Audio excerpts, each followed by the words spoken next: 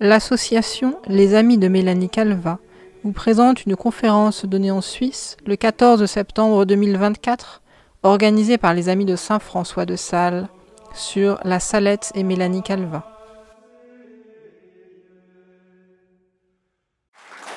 Bonjour à tous, merci de me recevoir. Je veux remercier spécialement Alain et Julien, voilà, qui ont s'occupé de toute l'organisation. Et bien sûr, Anna et Marie-Judith, des Amis de Saint-François de Sales, de me recevoir. Je viens de Rouen. Alors, vous voyez, la Providence fait toujours ces petites choses. Et à Rouen, je suis à la chapelle Saint-François de Sales. Et je me suis aperçu hier, en venant ici, qu'à la chapelle Saint-François de Sales, eh ben, au-dessus de notre tabernacle, il y a en très grand cette peinture qu'il y a ici de Notre-Dame de l'Assomption. Voyez, donc je me retrouve ici à voir tous ces petits signes de la Providence. Et puis j'ai une affection particulière pour la Suisse. Ça tient à ma vie passée. Où, dans mon parcours atypique, j'ai vécu dans l'Himalaya pendant 25 ans et que j'ai eu l'occasion de travailler sur différents aspects, les gens en prison, en conflit armé. Donc j'ai côtoyé des gens comme Edmond Kayser, pour ceux d'entre vous qui connaissent Sentinelle, Terre des Hommes, fondateur de Terre des Hommes, et la Croix-Rouge internationale, le CICR. J'ai beaucoup travaillé pour le CICR et j'ai noué comme ça des grandes amitiés avec des Suisses, et c'est un immense plaisir pour moi, vraiment. C'est un cadeau que me fait la Sainte Vierge, vous voyez, de m'amener ici en Valais. J'avais déjà été dans d'autres endroits de la Suisse, mais pour moi, de venir en Valais, où je me retrouve dans un cadre où j'ai un peu l'impression d'être au Népal, pour rien vous cacher. Et voilà, je me sens vraiment extrêmement bien, et voilà, je suis vraiment ravi, en tout cas, d'être dans ma chère Suisse, ici. Voilà, je tenais à vous dire ça en préambule. Toujours des petits signes de la Providence, puis je vais arrêter. Je vais partir sur le vif du sujet.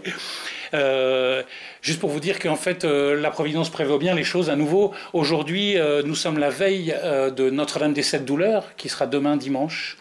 Et en fait, le 19 septembre 1846, jour de l'apparition de Notre-Dame de la Salette à Maximin Giraud et Mélanie Calva, eh bien, c'était la veille de Notre-Dame des Sept Douleurs, puisque à l'époque, Notre-Dame des Sept Douleurs était fêtée le 3e dimanche de septembre. Donc vous voyez, la conférence aujourd'hui est, à mon avis, sous de bons auspices. Et je remercie beaucoup les Amis de Saint-François de Sales, qui sont d'ailleurs, en fait aussi, il y a plein de clins d'œil, vous voyez, mais qui sont aussi à l'origine du fait que j'ai fondé une association qui s'appelle les Amis de Mélanie Calva. Je voulais pas prendre un truc compliqué, je voulais prendre simple, et je me suis dit, on va faire comme les Amis de Saint-François de Sales. Vous voyez, voilà. Bon, voilà, c'est tout pour le petit préambule. Donc voilà, je vais vous parler je vais prendre une heure pour vous parler de l'apparition de Notre-Dame de la Salette. Souvent le nom est connu, donc voilà, on sait, ah bah oui, Notre-Dame de la Salette, ah oui, la Salette. Mais donc moi qui venais d'un milieu complètement athée, vous voyez, moi j'étais anarchiste, j'étais un milieu anarchiste communiste, voilà, bon, c'est comme ça, j'avais été élevé catholique, mais j'avais tout lâché, j'étais devenu un 68ard rebelle. Eh ben, le bon Dieu, vous voyez, il fait des choses incroyables, comme vous le savez tous. Moi, je ne savais pas. Et puis, il a été me chercher au Népal, et puis il m'a ramené en France, je ne sais même pas pourquoi. Je parle népalais couramment, moi j'étais dans les montagnes, j'étais bien dans l'Himalaya. Et puis, il m'a mis sur la montagne de la Salette, avec un livre entre les mains. Et il m'a mis ce livre, L'enfance de Mélanie. C'est Mélanie Calva, la petite voyante de la Salette, dont on dit beaucoup de mal, souvent, pour attaquer en fait Notre-Dame et pour attaquer le bon Dieu. Vous voyez, c'est toujours la même histoire. Et en lisant ce livre, j'ai une conversion subite.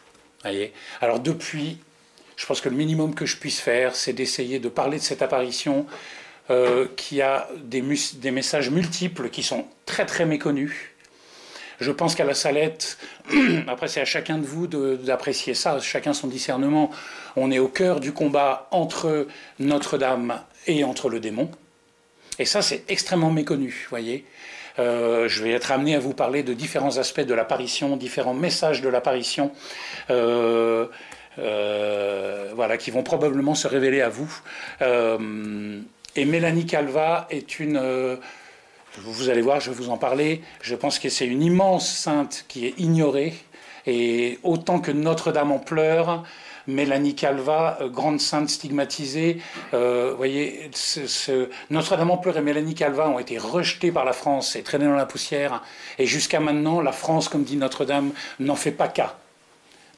Et je pense que c'est pas pour rien si le bon Dieu m'a ramené du Népal et qui m'a converti là-haut sur la Sainte Montagne, comme on dit à la Salette, et que du coup ça a chamboulé toute ma vie, et que maintenant toute ma vie a complètement basculé, et que maintenant je suis au service de Notre-Dame, de la Salette particulièrement, sur des messages qui sont très méconnus et très attaqués, avec toujours la franc-maçonnerie derrière, bien sûr, et le démon. Et voilà, rétablir la Salette et en parler, c'est surtout rétablir Mélanie Calva, qui est attaquée. Vous voyez, le démon est très malin, et il n'attaque pas frontalement Notre-Dame ou ses messages, il n'a aucune prise là-dessus, en fait. Mais en attaquant la messagère, eh bien, c'est comme ça qu'il arrive à, en fait, cacher les messages de Notre-Dame de la Salette, qui, je pense, pour notre époque, sont des messages extrêmement importants.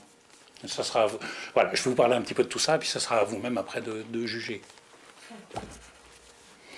Le contexte de l'apparition, je vais essayer donc d'être concis, je vous demande votre indulgence, la Salette c'est un sujet qui n'est pas forcément facile, il y a plein d'embûches, vous voyez, le démon depuis presque 180 ans a semé plein d'embûches dans la Salette, il y a plein de controverses, il y a plein d'attaques, parfois très malines, et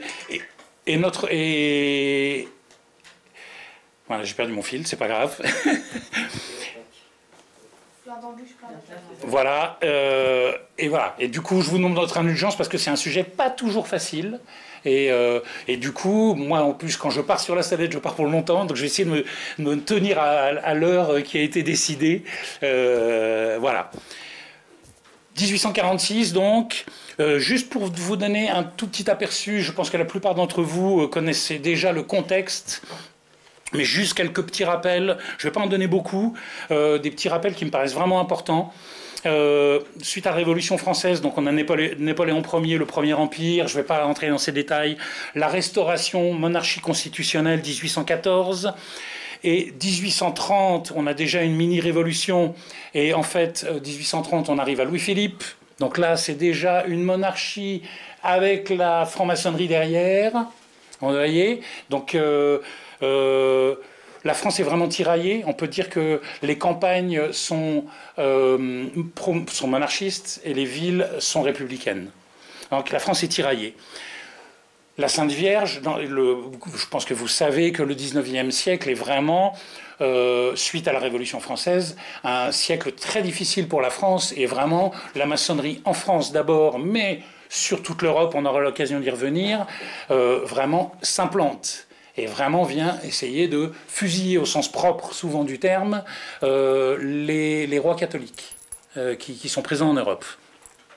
Première intervention de la Sainte Vierge, 1830, la rue du Bac, avec la médaille miraculeuse, vous connaissez tous, voyez, et on va voir qu'en fait, vous voyez, après, il y a une espèce de révolution en France avec la monarchie de Juillet, donc Louis-Philippe Ier, Guizot, qui est protestant, qui est Premier ministre, ça a l'air de rien, mais tout ça, ce sont des choses assez nouvelles pour la France, de commencer à... Après la terreur de la Révolution, vous voyez, et après l'Empire, on était revenu quand même à la Restauration et à une espèce de monarchie. Ensuite, on met derrière une monarchie, mais avec la franc-maçonnerie derrière, et on met un protestant comme Premier ministre. Vous voyez, donc tout ça, c'est par rapport au respect qu'on doit à notre Seigneur et à la religion catholique, la France vacille. Et Notre-Dame va revenir en 1846 à la Salette, dans un lieu très particulier. Alors je vous dis ça parce qu'en fait, à ce moment-là, à la Salette, on n'a pas encore eu toutes les apparitions de Pontmain. 1858, on a Lourdes, vous voyez, Fatima. Voyez, nous, à notre époque, maintenant, on voit qu'il y a eu beaucoup d'apparitions. Mais à l'époque, il y a eu 1830, la rue du Bac, qui est restée très confidentielle. En fait, Catherine Labouré, c'était très confidentiel. Les médailles miraculeuses, nous, on en a beaucoup maintenant et tout. Mais à l'époque, c'était pas si répandu que ça. Et la Salette, c'est vraiment une apparition. Nous, on est habitués maintenant aux apparitions avec les bergers, vous voyez, Fatima et tout ça. Mais à l'époque, il faut comprendre que dans le contexte, c'est pas le cas. C'est vraiment, c'est quand même un grand coup du bon Dieu, vous voyez. Et c'est Notre-Dame qui vient vraiment en réponse, je dirais, aux démons qui se servent de la maçonnerie pour vraiment attaquer la France frontalement et l'Europe pour vraiment couler le catholicisme. La Sainte Vierge qui sait tout ça vient pour essayer chaque fois en réplique aux attaques de la maçonnerie pour essayer de répondre. 1830 avec la médaille miraculeuse. La médaille miraculeuse, c'est pas tellement sorti à l'époque. Et arrive la Salette. Voilà. Maintenant, on va rentrer dans le vif du sujet. Je voulais juste vous planter un petit peu le décor. Vous saurez que 1846, donc 19 septembre 1846, la Salette. La Salette, ça se trouve au-dessus de Corps. Donc nous sommes à Grenoble, 60 km au sud de Grenoble. Et pour ceux qui connaissent Gap, on est 40 km au nord de Gap. On est dans le Dauphiné. Je pense que vous connaissez tous. Vous voyez, on est dans les montagnes. Vous voyez, c'est à 1800 mètres d'altitude. C'est quand même un lieu particulier. Après tout ça, il y a beaucoup de symbolique là-dedans. Bon, c'est à vous d'aller voir les symboliques. Je ne vais pas me passer trop de temps sur toutes les symboliques. Mais il y en a beaucoup dans la Salette, comme dans toutes les apparitions. Très important de dire, pour finir juste de planter le décor, et vous allez voir que ça a toute son importance, et que le bon Dieu fait vraiment toutes les choses quand il faut, comme il faut, vraiment, là en l'occurrence, vraiment pour la France et pour le règne de notre Seigneur Jésus-Christ par Marie. Et en 1842, donc 4 ans avant la Salette, on retrouve les écrits de Saint Louis-Marie Grignon de Montfort, et qui avait disparu depuis 200 ans, hein, je crois. 150 ans, caché dans une malle dans un grenier, comme l'avait prévu Saint Louis-Marie Grignon de Montfort. Je ne sais pas si vous connaissez ce grand Saint Marial, je pense que la plupart d'entre vous connaissent. Voilà, grand Saint Marial, Saint Louis-Marie Grignon de Montfort, qui était de la fin du XVIIe, début du XVIIIe, qui était vraiment l'apôtre de Marie. C'était un très très grand saint marial. C'est, je pense, le premier grand saint marial. Évidemment, je ne vais pas mélanger avec Saint Bernard et tout ça, mais dans notre époque, Saint Louis-Marie Grignon de Montfort, qui a voulu aller évangéliser, mais qui a eu un refus du pape, mais le pape lui a demandé d'évangéliser la France. Donc il a beaucoup travaillé en Vendée, à Poitiers, un peu voilà, sur la Bretagne. Mais c'était un grand saint. C'est important pour comprendre la Salette, et si vous voulez après étudier plus la Salette, c'est important d'étudier ce saint, Saint Louis-Marie Grignon de Montfort. Parce qu'il amène, à son époque, alors à son époque, il fait des écrits, etc. Il est combattu, et ses écrits, on ne les trouve pas, mais 1842, juste avant la Salette, on retrouve ses écrits. 1844, ils sont publiés. Et qu'est-ce qu'on a dans les écrits de Saint Louis-Marie de Montfort? On a la consécration du Saint-Esclavage à Notre-Dame. Vous voyez, et c'est une consécration toute nouvelle. Et c'est une nouvelle manière d'aborder, je dirais, la consécration à Marie. Et Saint Louis-Marie Grignon de Montfort, qui était inspiré du Saint-Esprit, disait que le meilleur moyen d'arriver à Jésus, c'était en passant par Marie. Donc c'est vraiment ce qu'amène ce nouvel apôtre missionnaire de Marie. C'est vraiment... Le but, c'est Jésus, mais on doit le faire par Marie et par une consécration totale, qu'elle appelle le Saint-Esclavage, à Marie. Et tout ça, vous allez voir plus tard que c'est très lié à la Salette, en fait. La Salette, ça vient se positionner dans une histoire où vraiment, par Marie, pour arriver à Jésus, le bon Dieu veut sauver la France. Vous voyez ? Et il y a toujours eu du combat contre Saint Louis-Marie Grignon de Montfort, et il y a toujours eu du combat contre la Salette. Mais c'est important de voir que le bon Dieu sort les publications de Saint Louis-Marie Grignon de Montfort juste avant la Salette. Voilà. Je rentre dans le vif du sujet avec l'apparition. Donc, Maximin Giraud et Mélanie Calvat. Donc nous sommes dans un petit village, ils habitent à Corps. Donc vous voyez, l'apparition va avoir lieu sur une montagne. Et puis en fait, en dessous de la montagne, il y a un petit village. Et puis dans ce village, les enfants travaillent en service dans un village. Mais plus bas encore, les enfants vivent dans un village à 1000 mètres d'altitude. Vous voyez, donc ils vivent à 1000 mètres d'altitude, ils vont travailler chez des fermiers plus riches, parce qu'ils sont très très pauvres, à 1350 mètres d'altitude, et ils montent dans les pâturages les vaches qu'ils ont, je crois que c'est 4 vaches qu'ils ont, et c'est là qu'ils ont l'apparition dans les pâturages à 1800 mètres d'altitude. Et pour revenir juste avant l'apparition, pour vous situer un petit peu Mélanie et Maximin. Donc ils sont d'un petit village qui s'appelle Cor. Maximin, de famille, on va dire, très pauvre. Son père est charron, donc son père refait les roues des charrues. Vous voyez, c'est son travail. Au moins, il a sa maison, il a son travail dans ce petit village. Mais Maximin est très pauvre. Il n'est pas scolarisé, il ne va pas au catéchisme. Je vous dis ça parce que la plupart des enfants à l'époque étaient quand même catéchisés et scolarisés. Donc Maximin, rien de tout ça. Mais son père, bon an, mal an, arrive quand même à nourrir la famille avec son travail sur place. Une petite tragédie pour Maximin. Sa maman meurt quand il a, je ne sais plus, quand il est très jeune. Il a quelques mois, sa maman décède. Et du coup, il a une belle-mère. Vous voyez, son père se remarie tout de suite. Et il a donc on appelle une marâtre. Voilà, il a une belle-mère. Alors sur la Salette, malheureusement, vous voyez, il y a beaucoup de publications, beaucoup d'histoires sur la Salette. C'est vraiment à prendre avec des pincettes. Il faut être extrêmement méfiant à la Salette parce qu'il y a plein de choses et plein de contradictions et il y a plein de mauvaises informations. Et malheureusement, même parfois des gens qui veulent bien faire, ils écrivent. Il y a plein d'erreurs qui s'écrivent sur la Salette. Et on lit à tout bout de champ que par exemple, Maximin, en fait, sa mère. Sa belle-mère était méchante avec lui, et voilà, et le frappait, et lui voulait du mal. Et en fait, dans les écrits que moi j'ai lus de Maximin lui-même, ou de ses meilleurs amis, pas du tout. Maximin, il dit du bien de sa belle-mère, qui était vraiment gentille avec lui, que son père était plutôt dur. Après l'apparition, c'est le père de Maximin qui va lui en coller une en lui disant « Mais qu'est-ce que tu as vu ? Qu'est-ce que tu racontes dans le village ? Voilà, tu me fais la honte. » Et c'est la marâtre qui au contraire, venait consoler Maximin, vous voyez. Donc, je vous dis ça parce qu'il faut se méfier de beaucoup de choses qui sont dites sur la Salette. C'est souvent pas facile de s'y retrouver. Voilà, Maximin, contexte pauvre. Maximin, on dit, j'ai entendu, par exemple, j'avais lu un prêtre qui faisait une conférence sur la Salette, qui disait que Maximin, vous savez, on prenait les bousses de vache, et puis les bousses de vache, en fait, on les séchait, puis après on allait les vendre comme combustible. Et c'est ce qu'on faisait dans les villages. Donc Maximin, apparemment, c'est le genre de choses qu'il faisait. Alors il avait un petit chien qu'il appelait Loulou. Je vous dis ça parce qu'à l'endroit de l'apparition, si vous allez à la Salette, Maximin, il est là avec son bâton de berger, et puis avec son chapeau, et puis il y a son chien Loulou qui est à ses pieds. Allez, ça fait partie de la statue de l'apparition. Et puis, il avait une chèvre. Alors, je vous dis ça parce que c'est bon, ça veut dire qu'il avait quand même quelque chose. Ça, c'est Maximin. Maximin, c'est le contraire de Mélanie. Donc, Maximin, très espiègle.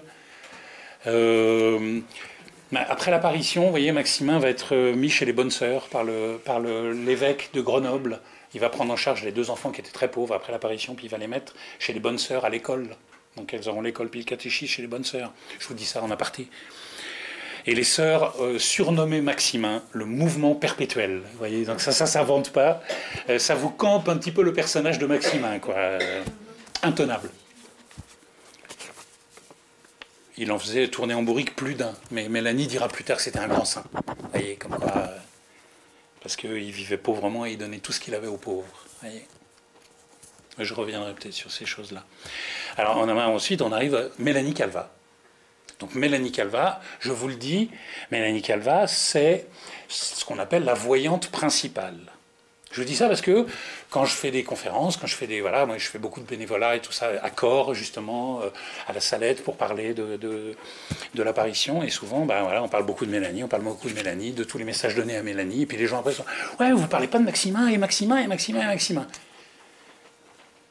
Il faut comprendre que Mélanie Calvat, c'est ce qu'on appelle la voyante principale de l'apparition.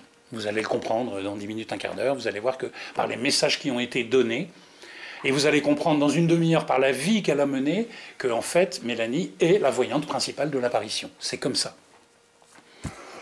Peut-être qu'on peut faire une similarité avec dans Fatima, par exemple. C'est évident que Sœur Lucie, c'est la voyante principale. C'est comme ça. Ça n'enlève rien aux autres, qui étaient les grands saints. Vous voyez, Maximin était probablement un grand saint. Mais voilà, je vais vous parler plus de Mélanie parce que la Salette, la grande messagère de Notre-Dame à la Salette, c'est Mélanie Calvat. Donc Mélanie Calvat, donc je ne vous ai pas donné le détail, mais enfin Maximin né en 1845, donc au moment de l'apparition, il a 11 ans. Mélanie Calvat, donc née en 1831, à Corps, dans le même village. Et là, le contexte de la maison de Mélanie, dans tout ce qu'on peut rechercher, ce qu'on peut lire, ils disent qu'elle était dans la famille la plus pauvre du village. Et il y a même sur certains écrits, ils disent c'était la maison la plus pauvre de la vallée. Vous voyez, là, on est vraiment dans la pauvreté. C'est-à-dire que la maison dans laquelle habitent les parents de Mélanie Calvat ne leur appartient pas. Ils sont en location. Mélanie Calvat, ils sont 10 frères et sœurs. Il y en a 2 qui meurent en bas âge, donc il en reste 8. Les enfants sont à moitié clochardisés. Ils ne savent pas comment ils vont manger. Vous voyez, on peut dire que Maximin, c'est pauvre, mais là, Mélanie, on tombe vraiment un cran en dessous. Extrêmement pauvre. C'est important dans l'histoire. Après, bon, voilà, on peut toujours voir ce que le bon Dieu a voulu choisir. Mais juste pour parler humainement, Mélanie se retrouve dans un contexte extrêmement pauvre. Et en fait, le papa, qui aime beaucoup Mélanie, et que depuis qu'elle est petite, il a une petite préférence pour Mélanie, il l'aime bien, il la prend sur ses genoux. Le papa, c'est quelqu'un de plutôt posé, plutôt calme, tout le monde l'aime bien dans le village. Puis il prend un crucifix, donc il a la foi. Il prend le crucifix, puis il montre à Mélanie. Tout ça, c'est raconté dans ce livre-là, L'enfance de Mélanie. Je vous montrerai un peu tout ça après. Et il montre le crucifix à Mélanie quand elle est toute petite. Quand elle a 1 an, 2 ans, 3 ans. Elle est toute petite déjà. Et elle voit ce crucifix avec ce Jésus dessus. Et son père lui explique que c'est Dieu qui est venu pour la rédemption et qui est venu se sacrifier pour nous.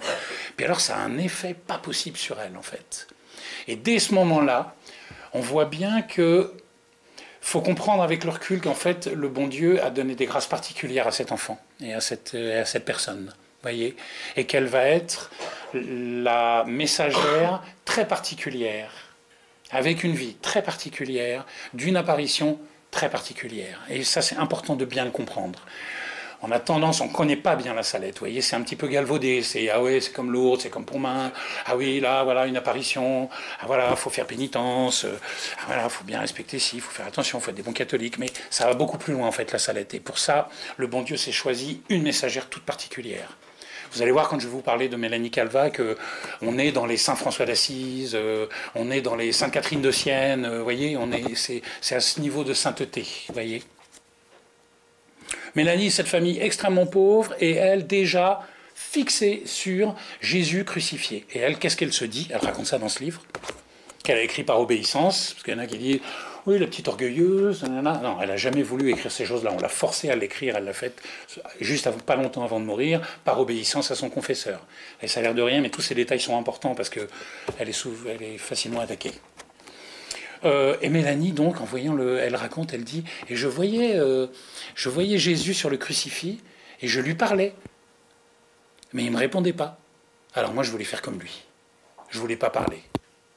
Vous voyez, elle commence à avoir cette espèce de vie mystique incroyable, en fait, et où elle commence à se faire tout ce truc que je veux souffrir comme lui, je veux faire comme lui, je ne veux pas parler comme lui, et comment ça se fait qu'il a souffert comme ça pour nos péchés?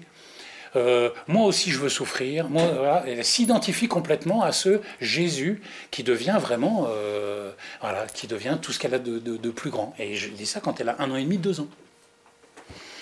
Et là, le papa aime beaucoup Mélanie. Mais le papa, lui, il ne trouve pas de travail dans le coin. Alors il est sieur de long, c'est-à-dire qu'il va ici les planches, dans les troncs d'arbres.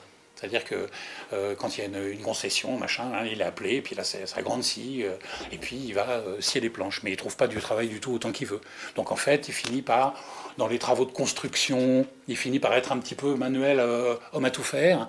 Et puis, dès qu'il trouve du travail, il y a les 8 enfants à moitié clochardisés. Il vit dans une maison, ça fait, je sais pas, ça fait 4 mètres sur 5 mètres, avec une cheminée. Ils sont là-dedans à 10. faut faire tourner la boutique. Donc il part travailler où il trouve du travail. Et en fait, le père part dans la vallée, comme ça se faisait à l'époque, hein, pour des pauvres, mais il part à des jours de marche, vous voyez. Parfois à des heures de marche, il trouve du travail, mais souvent il part très très loin. Et il part pendant 1 semaine, 2 semaines, 3 semaines, 1 mois. Il part loin de la maison gagner sa vie. Et il revient de temps en temps. Le problème, c'est que la maman n'est pas du tout comme le papa. Et la maman de Mélanie, elle, vous savez, on est à l'époque du Saint-Curé d'Ars, où il commence à y avoir, vous connaissez ça, les petits cirques ambulants, vous savez, les troubadours qui passent de village en village. Alors il commence à y avoir des bals dans les villages, il commence à y avoir les magiciens, les spectacles qui passent de village en village, voyez. Et la maman de Mélanie, elle veut absolument aller à ces trucs-là. Elle est vraiment, les histoires de Jésus, de machin, vraiment, enfin c'est pas du tout son truc. D'ailleurs, quand Mélanie parle un petit peu de Jésus, de son crucifix et tout, elle commence à se moquer d'elle, et tout doucement. Bon, et en fait, elle est contente d'avoir cette fille, elle prend sa fille, mais je vous parle de ça quand Mélanie a 2-3 ans, et elle l'emmène aux fêtes du village à Corps. Et c'est Mélanie qui raconte ça dans ses livres. Et Mélanie, elle ne supporte pas ça. Et tout ça, à nouveau, hein, on peut l'expliquer que par des grâces particulières, en fait. Vous voyez, le bon Dieu se façonne sa messagère, vous voyez. Et Mélanie donc va aux fêtes du village forcée, emmenée par sa mère, et Mélanie déteste les fêtes du village, déteste les danses, les spectacles, elle déchire les vêtements de sa maman, elle se met à hurler, etc. Il y a plusieurs fois des exemples comme ça qu'elle donne, et du coup sa maman devient folle avec elle, et la prend en grippe, et se met auprès de toute la famille, pendant que le père n'est pas là, à dire « Oui, cette petite bigote, elle veut être bigote, comme sa tante bigote, parce qu'il y a une sœur du père qui vit dans le village, voyez, donc c'est une petite sœur bigote, elle veut être comme sa tante bigote, son Jésus, si elle veut faire comme Jésus, elle veut souffrir, eh bien qu'elle le fasse. » Du coup, elle commence à la laisser par terre, elle la laisse dormir par terre, sous les lits. Mélanie dit « Je me traînais à 4 pattes. Alors parfois, je voyais que ma maman était... » Elle raconte, c'est magnifique. Ma maman était fâchée contre moi, alors je voyais que ça la contrariait. Alors j'avais 2 ans, j'amenais une chaise à côté d'elle, et je montais sur la chaise pour aller la prendre dans mes bras pour la consoler. La maman, elle devient encore plus folle. « Oui, mais va-t'en, etc., petite bigote avec ton Jésus, pour qui tu te prends, etc., etc. » De manière incroyable, en fait, la maman prend vraiment en grippe Mélanie, depuis qu'elle a 2 ans, 3 ans. Et alors... la maison de Mélanie Calva, la maison de sa maison natale, existe toujours. Elle a été reprise par une association qui est à Corps et qui a refait un petit peu la maison. Je fais aussi du bénévolat là-bas. Donc on a la chance de... Cette maison, vous voyez, elle existe toujours. La Providence a voulu qu'elle existe toujours, qu'elle soit retapée. Et c'est un peu comme une relique, cette maison. Vous allez comprendre pourquoi. Donc Mélanie Calva, il faut que je fasse vite parce que sinon je vais mettre 4 heures. Et Mélanie Calva, donc vraiment, on peut dire, maltraitée moralement par sa maman. Alors, il n'y a pas d'exemple physique, mais moralement. Et de temps en temps, truc incroyable, la maman ouvre la porte et chasse Mélanie de la maison. Alors Mélanie se retrouve au-dessus de la maison, il y a un petit bois. Alors elle va dans le petit bois et elle raconte ce qui se passait dans ce petit bois où elle était là toute seule et où elle s'allongeait dans la neige. Alors elle était toute triste, mais elle fait des trucs incroyables, hein. Elle a 3 ans, elle voit un corbeau mort, elle s'allonge et puis elle dit « Je prenais le corbeau mort puis je le mets à côté de mon nez pour bien respirer, là, pour souffrir comme mon Jésus. » Vous voyez? Donc à 3 ans, et tout ça c'est des grâces, vous voyez, à 3 ans, les petites souffrances qu'elle peut trouver comme ça, elle se dit « C'est envoyé par le bon Dieu, c'est pour que je puisse faire comme mon amoureux Jésus. » C'est comme ça qu'elle dit, vous voyez, les choses. C'est très particulier, vous voyez, c'est une vie très particulière. Et le papa, quand il rentre, alors quand il apprend ces choses-là, il l'apprend par sa sœur, ou il l'apprend parce que parfois il arrive, elle n'est pas là. Puis il attend, puis Mélanie, elle arrive qu'après des heures et tout. Alors il découvre, le père découvre que la maman la maltraite. Alors, ça fait des histoires entre les parents, qui se fâchent entre eux. Alors Mélanie culpabilise. Alors elle dit dans le livre, à cause de mon mauvais caractère, j'étais tellement mauvais avec ma maman, j'étais insupportable. Je ne sais pas comment elle a pu me supporter. À cause de moi, elle se faisait fâcher par mon père, et mes parents se fâchaient à cause de moi, que j'ai été dur avec ma pauvre mère. Et elle raconte tout ça comme ça, mais de son cœur, vous voyez. Et alors que nous, quand on le lit, on dit, mais qu'est-ce que c'est que cette mère qui a abusé sa fille, vous voyez. Donc, et toute sa vie, Mélanie a une vision comme ça, qui n'est pas la nôtre. Voilà, je vous le dis tout de suite. Mais moi, en lisant cette vie, vous voyez, qui n'est pas comme la mienne, ben, je me suis converti. Vous voyez. J'ai dit, c'est pas possible. Il y a un bon Dieu. Voilà. Il y a une autre manière de voir les choses. Je vais vous raconter quelque chose que je dis parfois à la fin, mais je vais vous le dire maintenant, je ne résiste pas. Donc quand Mélanie, elle est chassée de la maison, elle va dans ce petit bois, puis parfois c'est en hiver, hein. Là on est à 1000 mètres d'altitude, hein, donc il fait vraiment froid et tout. Donc la fille, elle a 3, 4 ans, 2 ans, 3 ans, 4 ans. Chassée par sa maman, elle se retrouve parfois pendant un jour, pendant plusieurs jours dans un petit bois, toute seule. Et puis, la Providence décide des choses, vous voyez. Et il y a un petit enfant qui vient de temps en temps la consoler, qui vient jouer, qui vient la voir dans ce petit bois, et puis qui vient jouer avec elle. Alors, il joue à se mettre à cloche-pied, puis qui poussera l'autre. Il joue à se mesurer, puis qui est plus grand que l'autre. Il joue à cache-cache dans la forêt. Et puis, Mélanie a quand même cette vie triste, où elle rentre quand même chez elle, et où elle est vraiment maltraitée moralement par cette maman, hein, qui vraiment la maltraite. Et puis, c'est les parents qui se fâchent, et puis vraiment une vie de misère. Et Mélanie, voilà, de temps en temps, elle dit, il y a ce petit frère qui vient, et puis on pouvait, enfin, avec lui, on pouvait parler du bon Dieu. Et on jouait. Donc on sent bien, comme elle le raconte, que ça a égayé sa vie.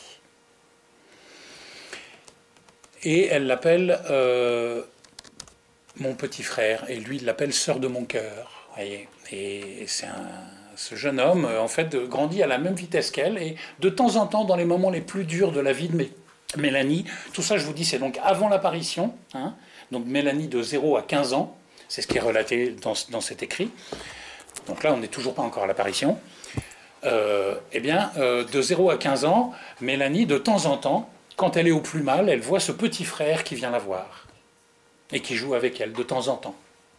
Parfois, elle a des problèmes avec... quand elle a des gros problèmes, parfois, il vient l'aider.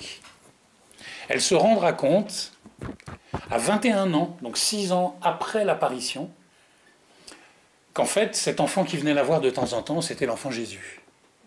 Vous voyez, qui venait lui soulager dans la vie, et qui venait, en fait, de manière mystique, qui venait lui imprimer dans son âme, elle le raconte très bien, sans qu'elle s'en rende compte, plein de choses du catéchisme, vous voyez, des choses que nous on apprend dans nos livres de catéchisme, et ben, le bon Dieu de manière infusait dans son âme des vérités de foi, vous voyez. Donc Mélanie va vivre sans aller à la messe, sans avoir de prière, c'est en ça que ça rappelle Sainte Catherine de Sienne par exemple. Eh bien Mélanie était en fait, sans le savoir, élevée par notre Seigneur, vous voyez, et qui l'a façonnée tout doucement à souffrir, mais être consolé. Souffrir, mais avoir les compréhensions des choses du bon Dieu et de notre sainte religion. Vous voyez, et c'est ce qui va suivre Mélanie, en fait, toute sa vie. Toute sa vie, ça va être une énorme croix. On va découvrir après, je vais vous en parler, dans un autre livre qui a écrit par un abbé qui a vécu avec elle pendant les 5 dernières années de sa vie. Je vous le dis maintenant, on va découvrir à la fin de sa vie que Mélanie, en fait, elle avait les stigmates aux mains, à la couronne d'épines et aux pieds, les vendredis et pendant le carême, depuis qu'elle avait 4 ans. Donc depuis ces moments où sa maman la chassait. À un moment, il y a eu une tentative pour la scolariser, d'envoyer à l'école, donc c'est parce que la tante de Mélanie a recueilli, la tante paternelle a recueilli Mélanie parfois dans sa maison, parce qu'elle voyait qu'elle ne s'en sortait pas avec sa propre maman, et elle a essayé de la scolariser à un moment de sa vie, quand elle était jeune, avant l'apparition. Et en fait, un jour, elle se retrouve devant la maîtresse et elle avait du sang dans les cheveux. Et alors là, elle essaye de la peigner, de lui enlever le sang, mais elle raconte ça, tout ça pour bien montrer que Mélanie avait déjà des moments où elle avait les stigmates, quand elle était toute petite. Tout ça, personne ne l'a su. Ça a été révélé vraiment quelques années avant qu'elle meure, tout ça. Hein. Je vous le dis maintenant, mais voilà. Mais ça, c'est sa vie à ce moment-là. Hein, je vais essayer d'aller un peu plus vite. À 6-7 ans, Mélanie est mise en service. Donc sa mère décide comme ça se faisait pour des personnes pauvres, Mélanie est mise en service. C'est-à-dire qu'on la met à travailler du mois de mars jusqu'au mois d'octobre. Elle est mise à travailler chez des gens qui ont soit des terres, soit des animaux, voilà, des chèvres ou des vaches. Et puis elle va s'occuper de garder les enfants, de faire le ménage, ou d'amener les animaux dans les pâturages. Elle fera ça de 6 ans, de 6 ans, elle dit en fait, de 6 ans jusqu'à 15 ans, jusqu'au moment de l'apparition. Ça vous aide à comprendre qu'au moment de l'apparition, je vous avais dit, Mélanie était en service dans un village entre Corps et le lieu de l'apparition. Ben voilà, c'était un des endroits, chaque année, elle était changée de lieu. Alors il y a des endroits où elle était chez des maîtres qui étaient plutôt gentils, mais il y en a qui étaient vraiment horribles, il y en a un qui l'a traîné par les cheveux. Elle appelle ça la bonne année. Vous voyez, quand elle raconte là-dedans ça, celui qui l'a maltraité, qui a manqué de la tuer plusieurs fois, etc., elle disait, ah, quand j'étais chez lui, c'était la bonne année. Parce que tout ce qui était souffrance, plus c'était souffrance envoyée par la Providence, plus elle bénissait le bon Dieu. Plus elle disait, le bon Dieu me donne la chance de ressembler à mon amoureux Jésus. Vous voyez, elle a vu comme les choses, toute sa vie, elle voyait les choses comme ça, Mélanie. Tout le temps, elle a tout le temps vu les choses comme ça. Maximin, lui, donc j'arrive à l'apparition. Maximin, lui, il n'a jamais été en service, mais la Providence a voulu que juste avant l'apparition, en fait, depuis 15 jours seulement, il est en service, lui, à ce village des Ablandins, justement, qui se trouve entre Corps et le lieu de l'apparition. Alors, Maximin, lui, c'est tout nouveau pour lui, alors que Mélanie, elle a roulé sa bosse, elle a tout le temps été chez les maîtres, maltraitée par sa maman, elle se débrouillait par elle-même toute seule, voilà. Et donc, Maximin, qui est dans le même village, ils étaient de Corps, mais ils ne se connaissaient pas, en fait. Et Maximin demande à Mélanie de l'aider. « Ouais, tu peux m'aider à emmener mes vaches, moi aussi, dans la montagne, on va y aller ensemble. » Alors Mélanie, elle décrit au début, alors dans ce petit livret, ça c'est un tout petit livret, dans lequel c'est Mélanie qui raconte l'apparition. Elle raconte la veille de l'apparition, toute l'apparition, et le lendemain de l'apparition, et l'apparence de Notre-Dame. Vous voyez, c'est un tout petit livret. Ça a eu... vous voyez, ça c'est combattu par beaucoup de gens qui combattent la Salette. Mais ça a eu l'imprimature de plusieurs évêques italiens, et ça a été promu par Léon XIII. Vous voyez, ça a été promu par Léon XIII. Voilà, je vous dis ça parce que c'est un petit livret très important, et malheureusement méconnu. Et Mélanie raconte que donc elle est avec Maximin, la veille de l'apparition, ils se rencontrent pour la première fois, et le jour de l'apparition, donc, ils montent à nouveau en haut, et ils ont leurs 4 vaches, et là elle raconte...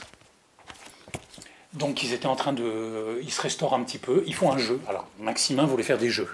Alors les jeux de Mélanie, je vous rappelle, elle est toute seule dans la nature tout le temps, elle voit son petit frère qui est Jésus de temps en temps, elle veut parler à personne et elle veut être comme Jésus. Elle souffre et elle travaille et elle a une vie mystique incroyable. Hein.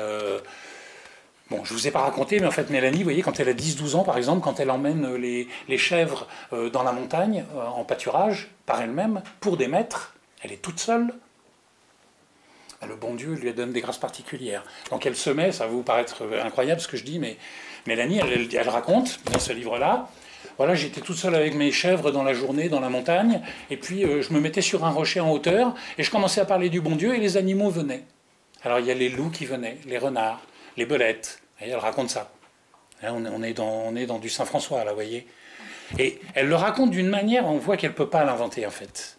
Vous voyez, elle raconte ça de manière innocente. Et à nouveau, elle a raconté ces choses-là quelques années avant de mourir, par obéissance à son confesseur qui l'a presque forcé à écrire ça. Elle voulait pas. Pour elle, c'était son intimité avec le bon Dieu. Vous voyez, toutes ces choses-là. Mais elle faisait le catéchisme aux animaux. Vous voyez. Voilà comment le bon Dieu la récréait. Et vous voyez, c'est pour montrer la pureté de son âme aussi. Vous voyez comment elle était tellement proche de la nature. Elle avait déjà une grande vie de sainte. Et elle raconte, moi je vous dis, c'est en lisant ces choses-là que je me suis converti. Hein. Elle raconte, alors moi je n'avais pas 1 gramme de foi. Elle raconte, voilà, je parlais du bon Dieu, alors les loups venaient, il y a les daims qui venaient, les biches, les serpents voulaient venir, mais les autres animaux, ils ne voulaient pas, alors ils les repoussaient. Et puis il y a les renards qui venaient, les oiseaux venaient, et je leur parlais du bon Dieu, et tout le monde était content, et on louait le Seigneur. Et une fois, été obligé de mettre un renard en pénitence. Non mais ça, c'est des trucs qu'on ne peut pas inventer, vous voyez, parce qu'il y a des détracteurs qui disent « Oui, mais elle est complètement folle, c'est une illusionnée, c'est une orgueilleuse, vous voyez. » J'ai mis un renard en pénitence parce qu'il tirait la queue des loups pour les faire tomber. Moi, j'ai lu ça, je me suis mis à pleurer, je me suis converti, quoi. Je vous dis tout de suite. Hein. Enfin, c'était automatique. Je l'ai lu 2 fois le livre et j'ai dit, mais c'est pas possible, quoi. Voilà, donc ça, c'est la vie de Mélanie avant l'apparition. Donc je reviens, excusez-moi, hein, j'ai fait une digression. Je reviens donc au jour de l'apparition. Maximin, lui, veut faire des jeux. Alors, il veut faire des jeux, et Mélanie est même incapable de raconter ce qu'il voulait faire, mais lui, ça devait être, je sais pas, je crois qu'il avait un couteau, c'était lancer le couteau, je sais pas quoi. Il voulait faire des jeux de garçons, voyez. Et Mélanie, elle comprenait rien, tout ça. Et elle a dit, Maximin, ah, moi, je veux pas faire tes jeux, je comprends rien. Je sais même pas ce que c'est jouer. Elle lui dit, je sais même pas ce que c'est. Elle dit, je savais même pas ce que c'était que jouer avec quelqu'un. Et lui, il voulait qu'on joue. Alors, du coup, c'est Mélanie qui enseigne juste avant l'apparition. Mélanie enseigne à Maximin son jeu. Le jeu de Mélanie, c'est de faire un paradis. Alors on prend des pierres, une pierre, on met des petites pierres dessus, on met une autre grosse pierre, on met des fleurs partout, et on parle du bon Dieu. Vous voyez, et on a fait le paradis. Voilà, c'est le paradis. Il faut savoir que la Sainte Vierge, au moment de l'apparition, quand Maximin et Mélanie, parce que là on y arrive enfin, vous devez vous dire, mais il en met un temps, le monsieur. Mais Notre-Dame, elle est en pleurs. Vous connaissez la situation de Notre-Dame, vous voyez, elle est assise, et puis elle a la tête dans ses mains, et elle est en train de pleurer. Et bien elle est assise sur le paradis qu'avaient fait les enfants, vous voyez. Donc les enfants sont en haut, et voilà, ils ont pris un petit peu de goûter, ils ont joué avec le paradis, et puis ils s'endorment. Et Mélanie se réveille. Elle se réveille et elle ne voit pas les vaches. Mince, où sont nos vaches? Elle monte sur un petit monticule, et puis là, elle regarde, ah, elle voit les vaches. Ah, ça va, elles sont là. On n'a pas perdu les vaches. Maximin, lui, se réveille en même temps, il la suit. Ils sont tous les deux en haut, et ils s'apprêtent à redescendre à l'endroit où il y a un tout petit ruisseau et où ils dormaient. Et en redescendant, qu'est-ce qu'ils voient? Une grande clarté. Ils voient une grande clarté, et dans cette clarté, il voit une autre grande clarté, c'est une dame qui est assise, la tête dans ses mains, en train de pleurer. Alors notre super Maximin, comme d'habitude, Mélanie, en voyant ça, elle dit « Ah, mon cœur bondit quand je vois ça !» Alors elle lâche son bâton de berger, ils ont chacun leur bâton de berger. Et puis Maximin, il arrive à côté, puis elle, c'est la grande, elle a 15 ans, puis lui, il a 11 ans. Alors Maximin, lui, il dit à Mélanie « Tiens Mélanie, prends mon bâton, puis si c'est méchant, tu tapes dessus !» Vous voyez, ça c'est Maximin, tout le temps les blagues, quoi. Même avec la Sainte Vierge, hein, vous allez voir, il n'arrête pas. Donc ils voient ça, alors là, et ils descendent quand même, ils vont se mettre un petit peu plus loin, en face, dans le prolongement de cette dame qui est dans la lumière et qui est assise en train de pleurer. C'est magnifique, comme Maximin raconte après, il dira peu de temps après l'apparition, quand on ne va pas arrêter de les questionner, c'est merveilleux, que c'est très, très beau, comme Maximin dit, cette femme... Elle avait l'air d'une femme qui est venue de la vallée, se cacher dans la montagne parce que ses enfants l'ont battue. Vous voyez un petit peu la profondeur de ce que le bon Dieu fait dire à Maximin, là. Vous voyez, là, vous avez... En fait, toute la Salette est là, quoi. C'est que Notre-Dame pleure à la Salette parce qu'on l'a battue, vous voyez. C'est nous qui battons notre maman, vous voyez. Et ce mot de Maximin, c'est brillant, c'est vraiment brillant. Bref. Donc les enfants voient ça, ils vont se mettre, et du coup, Notre-Dame se lève. Alors je vous dis rapidement, à la Salette, si vous avez sûrement vous y avez été, enfin bon voilà, à la Salette, il y a 3 positions de Notre-Dame. Il y a celle où elle est en pleurs, on a tendance à l'appeler Notre-Dame des 7 douleurs, donc demain on va fêter Notre-Dame en pleurs. Voilà. Et puis, il y a Notre-Dame de Conversation, donc c'est Notre-Dame quand elle est debout, les bras croisés, elle pleure tout le temps, hein, pendant toute l'apparition. Quand elle est debout, les bras croisés, voyez, et puis les enfants sont devant elle, et puis c'est là qu'elle donne tous ces messages dont je vais vous parler là. Et puis ensuite, Notre-Dame s'en va, monte un petit peu sur la monticule, en faisant le même chemin que le chemin de croix de Notre Seigneur. Enfin, les gens qui ont étudié ça disent que c'est la même trajectoire que le chemin de Notre Seigneur durant le chemin de croix. Et arrivée en haut, elle se décolle un petit peu du sol. Hop, et là, elle s'élève dans les airs et elle disparaît. Ça, c'est Notre-Dame de l'Assomption. Donc Notre-Dame de la Salette, c'est toujours 3 positions. Notre-Dame en pleurs, Notre-Dame de la Conversation, où elle s'est, et ensuite Notre-Dame de l'Assomption, où là, devant les enfants, elle s'élève au ciel. Voilà, je dis c'est important Après, pour les gens qui sont férus de symbolique, moi je suis nul sur ces choses-là, mais voilà, il y a plein de choses à... La Salette, vous voyez, plus on étudie la Salette, plus il y a des choses à étudier en fait. C'est un puits sans fond. C'est incroyable les choses qu'il y a à découvrir à la Salette. Vous voyez, moi j'y suis depuis ma conversion, ça fait 7 ans. Et plus j'avance, plus il y a des choses à découvrir en fait. Voilà, donc les enfants, hop, arrivent devant. Et Notre-Dame se lève, elle pleure toujours, mais elle se lève et elle dit « N'ayez pas peur mes enfants, approchez, je vais vous raconter une grande nouvelle. » Alors du coup, les enfants, ils n'ont plus peur. Là. Mélanie raconte tout ça là-dedans. Et Notre-Dame, elle dit, et la belle dame a croisé les bras médiocrement. J'aime beaucoup comme Mélanie raconte tout ça. Elle a croisé les bras médiocrement. Et là, elle se met à parler. Et là, elle dit ce que vous entendrez toujours sur la Salette, ce qu'on appelle donc le message public. C'est important de comprendre, c'est très important de comprendre que dans la Salette, il y a le message public. C'est le message qui est donné aux deux enfants en même temps. La Sainte Vierge parle, les deux enfants entendent. C'est le message qui s'adresse à nous, les fidèles, vous voyez. Quand on va séparer les enfants après l'apparition, qu'on va faire une enquête pendant 5 ans pour voir si ça vient bien du bon Dieu, etc., si ça n'a pas été truqué et tout ça, on va séparer les enfants tout le temps, ils vont tout le temps répéter exactement la même chose, quasi à la virgule près, quoi. Voilà, ça c'est ce qu'on appelle le message public. Dans le message public de la Salette, maintenant, vous voyez, quand vous allez au sanctuaire de la Salette, on parle du message public. Mais il y a des messages privés dont on ne parle pas, dont moi je vais vous parler. Mais les messages publics, c'est en gros Notre-Dame qui dit les gens ne vont plus à la messe le dimanche, quand ils vont à la messe, ils travaillent le dimanche, le travail du dimanche. Ils ne vont pas à la messe le dimanche, du coup les récoltes sont mauvaises. Quand les récoltes sont mauvaises, ils blasphèment, ils jurent en mettant le nom de mon fils au milieu. Et ces blasphèmes et le travail le dimanche, c'est ça qui excite la colère de Dieu, de mon divin Fils. Son bras est devenu si lourd que je ne peux pas le retenir. Et donc, on est vraiment là, à la Salette, pour le message public. Notre-Dame insiste vraiment sur 2e, 3e commandement. Et le travail du dimanche, il faut aller à la messe le dimanche, et les blasphèmes. Il y a également, elle dit aux enfants, est-ce que vous faites bien votre prière le soir et le matin? Non, pas beaucoup, madame. Alors elle dit, il faut bien faire votre prière, dites au moins un Notre Père et un Ave le matin et le soir. Et quand vous pourrez dire davantage, vous en direz davantage. Et puis elle dit aussi que tous les malheurs qui arrivent sur la terre, donc les mauvaises récoltes, les maladies, etc., tout ça, c'est à cause des péchés des hommes. Donc elle dit ça explicitement. Je crois que j'ai rien oublié, plus ou moins, voilà. Voilà, en gros, ça c'est le message public, c'est le message qui s'adresse aux fidèles. Et puis, après, Notre-Dame donne un secret à Maximin. Alors Mélanie dira... Pendant qu'elle donnait son secret à Maximin, je voyais ses lèvres bouger, mais je n'entendais pas ce qu'elle disait.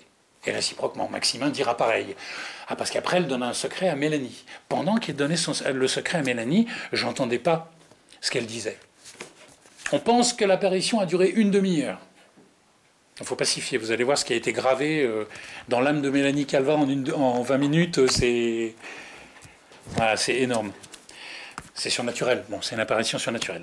Donc, elle donne son secret à Maximin. Alors, je vous parle du secret de Maximin, rapidement.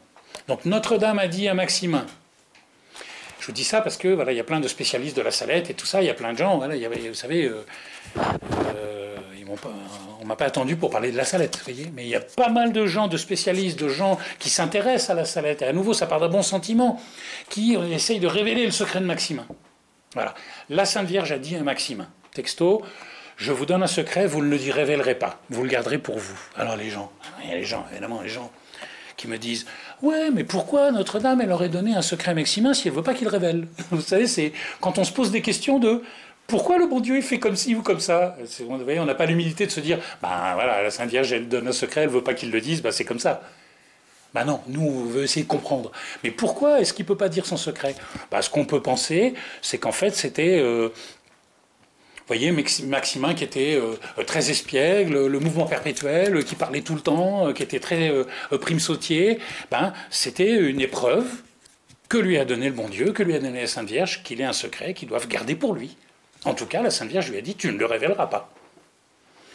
Maximin, de son vivant, n'a jamais publié, il a publié le message public, il a parlé de l'apparition, mais il n'a jamais publié, écrit son secret.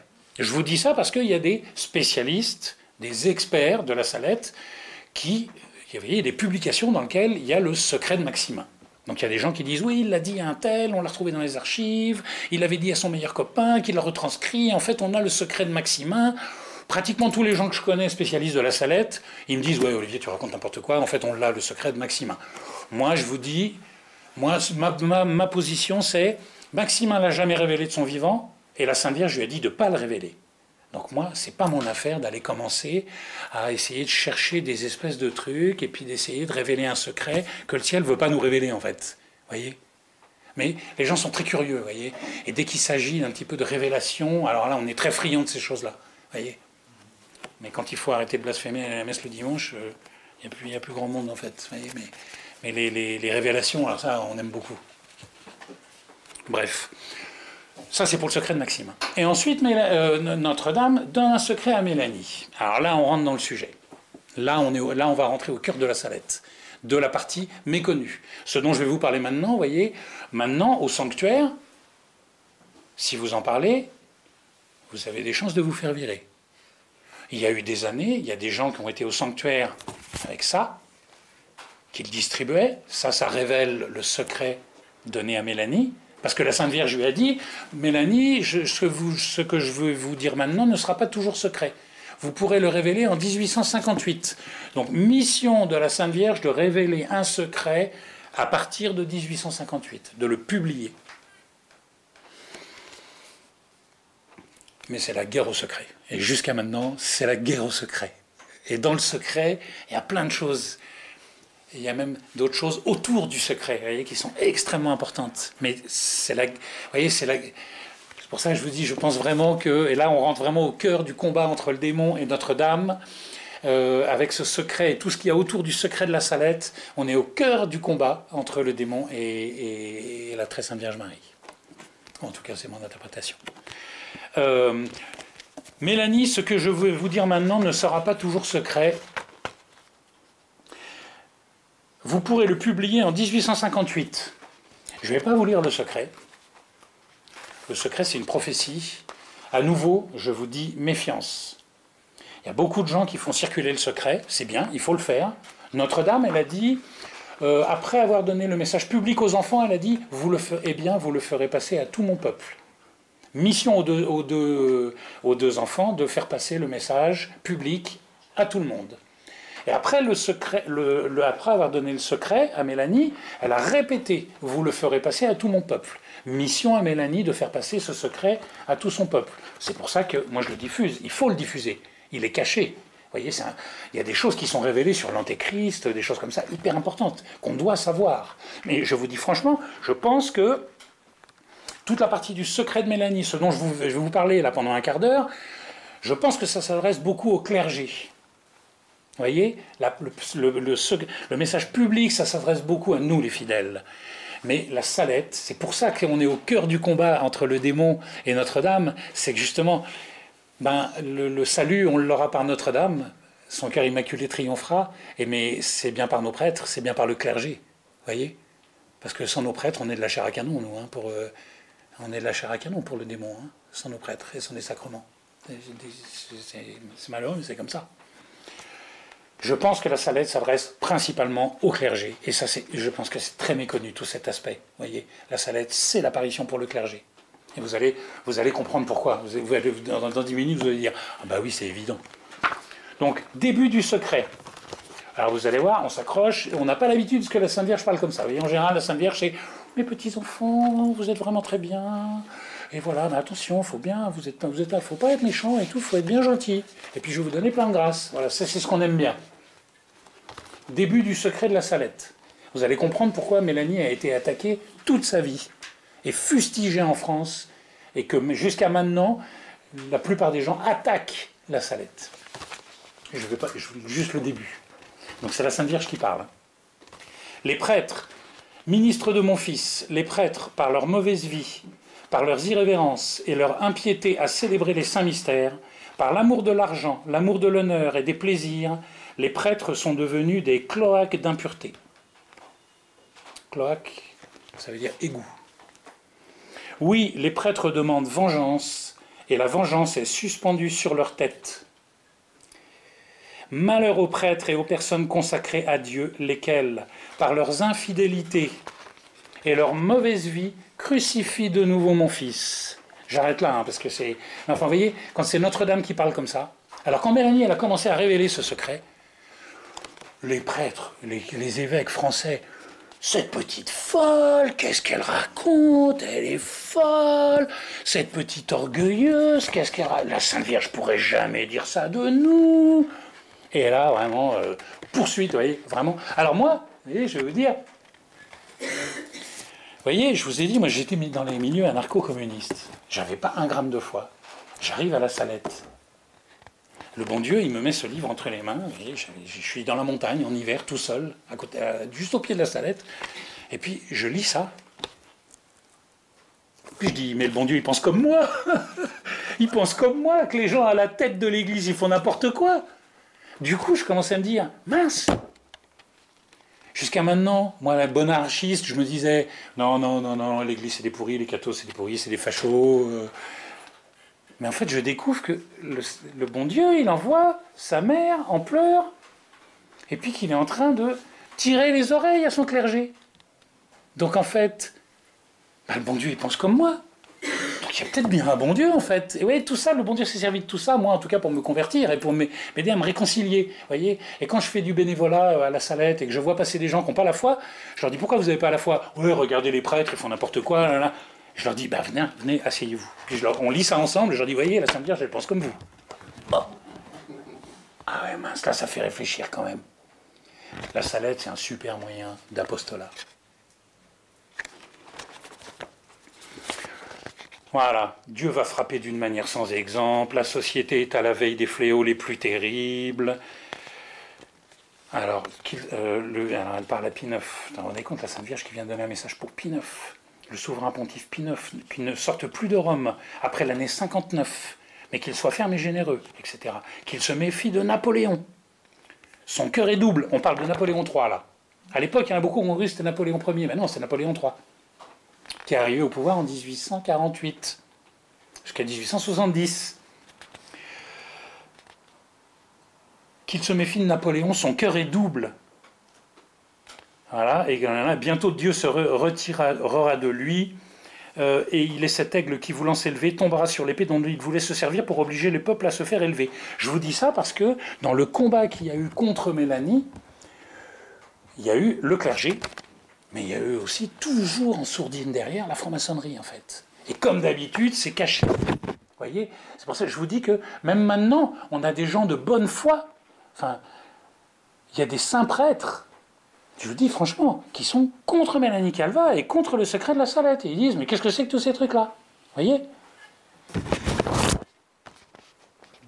Et en fait, c'est la maçonnerie toujours cachée qui a toujours essayé de dénigrer Mélanie.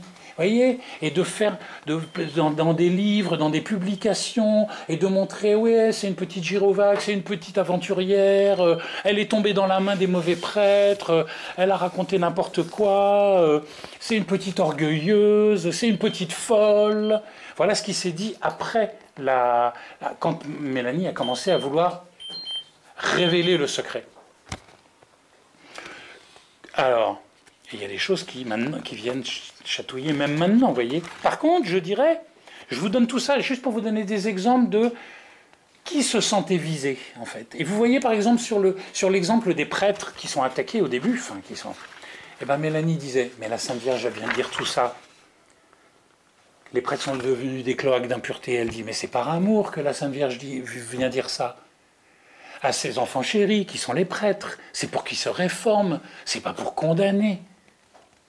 Et Mélanie donnait, je trouve, un très bon exemple. Elle disait, voyez, s'il y a un saint prêtre comme le curé d'Ars, ou ou de Saint Jean Bosco, on vient leur dire que la Sainte Vierge a dit qui célébraient mal les saints mystères et qui étaient devenus des cloaques d'impureté, ben ces saints prêtres, ils vont dire « Mais à culpa, ouais, c'est vrai, il a raison, bon Dieu, je suis nul, faut que je fasse mieux, mince, ah, je vais aller me confesser, je vais faire mieux. » Vous voyez, le réflexe du saint, quand il entend Notre-Dame lui dire ça, bien sûr, le saint, il veut s'améliorer. Mais ceux qui se sentaient visés et qui ont agressé, en fait, Mélanie et qui n'ont pas voulu se réformer, Mélanie dira... Elle disait déjà dans ses lettres, voilà, on a des recueils de lettres qui permettent de comprendre comment Mélanie pensait les choses. Ça, c'est des choses qu'avec notre association, on essaye de diffuser, qui sont très méconnues et qui permettent justement aux gens qui attaquent Mélanie de raconter n'importe quoi. Alors qu'en fait, quand on connaît ces lettres qu'elle écrivait, que la Providence a bien voulu nous laisser, ben là, on comprend Mélanie de l'intérieur. On comprend que c'est une grande sainte. Mais Mélanie disait que déjà, vous vous rendez compte, au milieu du 19e siècle, plus de 50% du clergé français est attaché au char de la maçonnerie. Ça ne veut pas dire qu'ils sont forcément francs-maçons, mais en tout cas, ils obéissent aux ordres. Vous voyez, alors que nous, à notre époque, nous, on se dit, au 19e siècle, wow, super l'église, oh, c'était top, les prêtres sous soutane et tout, ouais, super. Oh, qu'est-ce qu'on est tombé bas maintenant et tout. Mais non, Mélanie, à l'époque, elle disait déjà, la France est athée, ça respire le péché partout, la France n'aime plus le bon Dieu, elle a perdu la foi, la France est apostate. Mélanie, elle dit ça en 1870, 1880. Ce que nous, on dit maintenant, vous voyez. Ben, un saint dit de la France d'il y a 150 ans ce que nous, on dit maintenant. Pour vous dire quel était le vrai état de la France, en fait, et de l'Europe il y a 170 ans. Nous, on veut idéaliser tout ça, vous voyez. C'est pour dire où on en est maintenant. Quoi. Bon, là, ça, c'est encore autre chose. Je veux juste, pour le secret, je ne vais pas en parler plus, mais vous voyez, il y a beaucoup de gens qui veulent se servir du secret pour interpréter des choses qui arrivent en ce moment, qui sont arrivées il y a 10 ans, et ça va arriver là, l'année prochaine, et tout ça. Et même à l'époque de Mélanie, il y avait déjà plein de prêtres qui voulaient interpréter des choses. Voilà, le secret donné à Mélanie, ça, on l'appelle l'Apocalypse de la Sainte Vierge. Mais c'est pour dire que théologiquement, on est à très haut niveau. C'est une manière de corroborer que enfin Mélanie, c'est impossible qu'elle invente ça, quoi. On est dans de la haute théologie, là. Enfin, ça peut venir que du bon Dieu, en fait, vous voyez. C'est les mots qui sont utilisés. Donc, je vous donne le conseil, il faut diffuser ce message, mais gardez-vous de vouloir interpréter trop les choses. Je pense que ça s'adresse vraiment au clergé et à des gens qui auront des grâces particulières pour bien lire ce qu'il y a dans ces prophéties. Il ne faut pas s'amuser.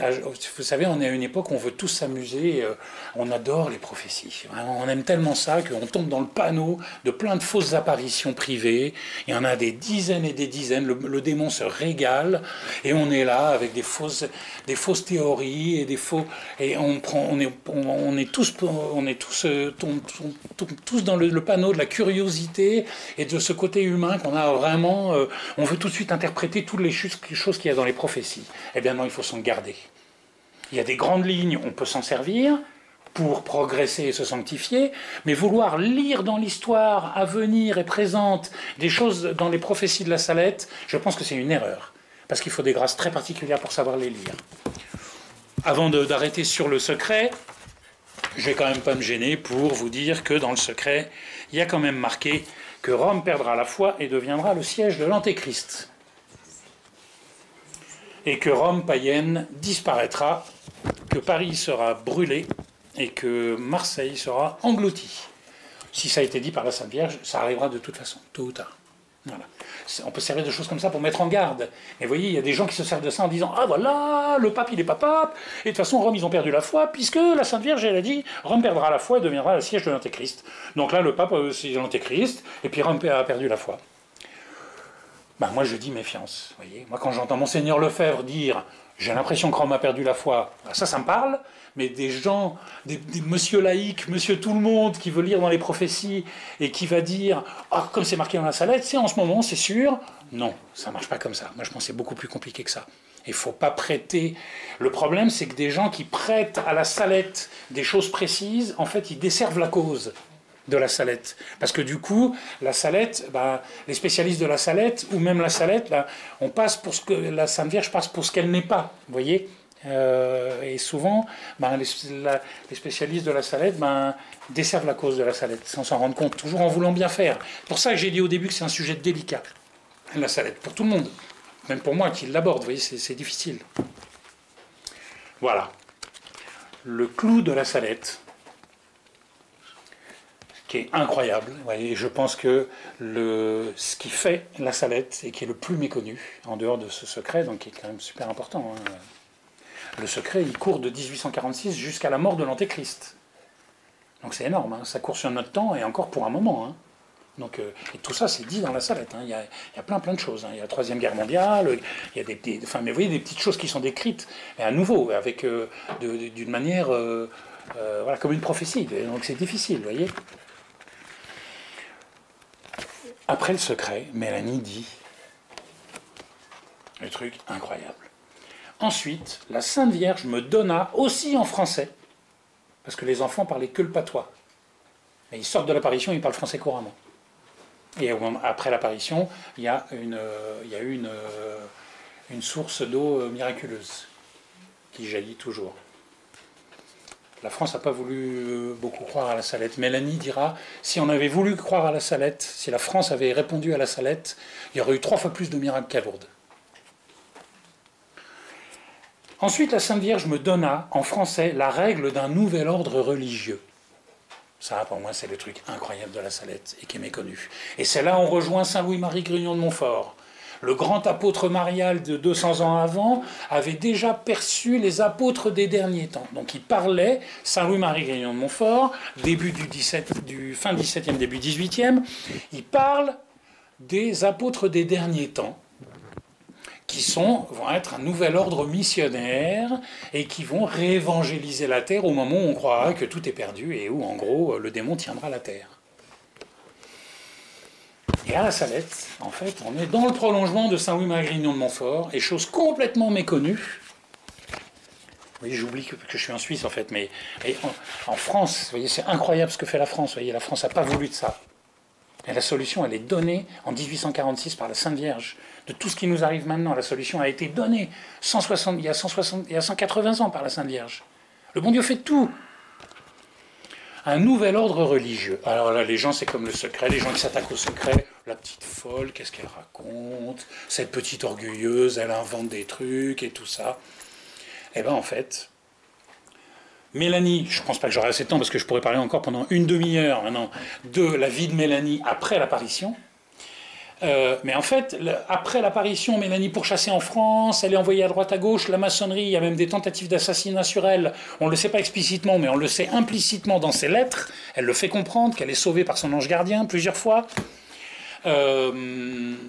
Et on essaie de la balader, donc le nouvel évêque de Grenoble essaye de l'envoyer au Carmel, en Angleterre. On veut s'en débarrasser, la cloîtrer. Voyez, du coup, elle sort du Carmel parce qu'elle se sent, elle est messagère. Il faut qu'elle passe le message. Vous le ferez passer à tout mon peuple. Et il y a même Pie IX, le pape de l'époque, qui valide, qui dit ouais, elle peut pas rester au Carmel. Elle est messagère de Notre-Dame. Il faut qu'elle remplisse sa mission de messagère. Donc c'est un pape qui soutient, qui lui donne un évêque italien comme confesseur, qui voit qu'elle est attaquée en France et qui la rapatrie en Italie et qui lui dit et qui dit au confesseur vous vous occupez de Mélanie. Je vous charge de Mélanie. C'est la messagère de Notre-Dame, il faut la garder en Italie, elle est attaquée en France. Donc déjà Mélanie, soutenue, donc je vous dis, enfin bon, après je ne vais pas tout vous raconter, mais elle est attaquée en permanence en France, elle finit par se réfugier en Italie. Là, elle va vivre dans différents endroits, Castellammare, elle ira mourir à Altamura, mais je la fais court. Elle a un confesseur à qui elle révèle ces choses-là, et elle finit par obtenir l'imprimature de une première fois et une deuxième fois, 2 fois en Italie, dans les années 1870 et 1880, 2 fois, une fois à Naples et une fois à Castellammare di Stabia, elle obtient l'imprimature pour ce texte, qui est le récit de l'apparition, avec le secret. soutenu par un pape qui lui donne un confesseur. Je vous dis ça, c'est pour tous ceux qui disent encore maintenant, c'est une petite folle, c'est une petite hallucinée, qu'est-ce qu'elle raconte, c'est une petite orgueilleuse. Ça, on l'entend tout le temps. Mais la Providence n'a pas voulu que ça soit différemment pour ceux qui veulent bien ouvrir les yeux. Ensuite arrive, après Pie IX qui a soutenu Mélanie, arrive Léon XIII. Mais Léon XIII, il entend dire par les évêques, l'évêque qui confessait Mélanie, il entend parler de ça. Il entend parler de la règle d'un nouvel ordre religieux. Alors il convoque Mélanie. Léon XIII convoque en décembre 1878, il convoque Mélanie à Rome, il la reçoit en audience privée, il la garde à Rome pendant 6 mois, il la met chez les visitandines dans un monastère et il dit « Bon, vous écrivez tout ça. Moi je veux le secret, il faut le publier. Je veux la règle d'un nouvel ordre religieux, vous m'écrivez tout ça, on va tout faire viser tout ça par la curie romaine, par la congrégation de la foi, par l'index. Et pour la règle, il y a forcément des constitutions qui vont avec, vous m'écrivez les constitutions. » Mélanie s'exécute, elle écrit tout ça, tout est visé à Rome, par les plus grands cardinaux et tout. C'est nickel, pas de problème. Pour nous, tout est de foi, tout est catholique. C'est pas la petite qui a inventé, c'est trop théologique, c'est une règle d'un nouvel ordre religieux, c'est ce que veut la Sainte Vierge sur la Sainte Montagne, à la Salette. Voilà, visé par l'index, par la congrégation de la foi, donc validé par Léon XIII. C'est le deuxième pape qui soutient, quoi. La petite, vous voyez, la petite orgueilleuse, qui a vu la Sainte Vierge, quand même, enfin, parce que ça a été reconnu quand même par l'Église, hein, l'apparition. Alors, Léon XIII, qu'est-ce qu'il fait? Il appelle l'évêque de Grenoble, Monseigneur Fava. Monseigneur Fava vient en audience, et Léon XIII lui dit, voilà, la petite bergère, elle a tout écrit, on a tout validé, vous allez repartir avec la petite, et vous allez démarrer l'ordre de la Mère de Dieu. La Sainte Vierge veut un nouvel ordre religieux que vous allez démarrer sur la montagne de la Salette. Ben, l'évêque de Grenoble, il ne se démonte pas. C'est hors de question, c'est une petite orgueilleuse, c'est une petite folle, je ne sais pas ce qu'elle raconte, moi je vais démarrer mon propre ordre là-bas, on ne veut pas de Mélanie, non, si je dois démarrer ce nouvel ordre, il faut d'abord qu'on me prouve que ça vient de la Sainte Vierge. Boum. Alors Léon XIII, à l'époque, quand même bien attaqué, il faut comprendre qu'à ce moment-là dans le contexte, il y a quand même les Carbonari. Donc Napoléon III qui était Carbonari, hein, c'est un ordre franc-maçon. Il y avait Garibaldi, il venait de prendre les États pontificaux, donc il y a toute une guerre qui se passe. Pie IX, il n'y a pas si longtemps, avait été mis plus ou moins en prison à Rome. C'est pour ça que Notre-Dame l'avait prévenu de ne pas quitter Rome. Léon XIII, de toute façon, il n'a pas juridiction pour commencer à venir à Grenoble, pour forcer l'évêque de Grenoble, qui a juridiction dans son diocèse, pour forcer à démarrer un nouvel ordre religieux. Donc en fait, Monseigneur Fava, sur la montagne, il démarre son propre ordre. Et ce qu'on a maintenant, sur la montagne de la Salette, c'est un ordre que ne veut pas la Sainte Vierge. Et en fait, qu'est-ce qu'elle veut, la Sainte Vierge? Elle veut les apôtres des derniers temps. Les apôtres des derniers temps qui avaient été perçus par saint Louis-Marie Grignon de Montfort, qui est un nouvel ordre missionnaire qui va écraser la tête du serpent, qui va mettre la piquette au démon, en fait. Et ça fait 180 ans que la France, on a la solution, mais qu'on n'en veut pas. Et que sous couvert de c'est une petite orgueilleuse et je sais pas quoi, eh ben, moi je vous dis franchement, hein, j'ai été converti à la Salette en 10 minutes, j'ai vu toute ma vie défiler et tout, là, je pleurais comme un bébé et tout. J'étais converti, et après ça je me suis dit, mais qu'est-ce qu'ils font les catholiques en fait? J'arrive dans une église, mais qu'est-ce qu'ils font?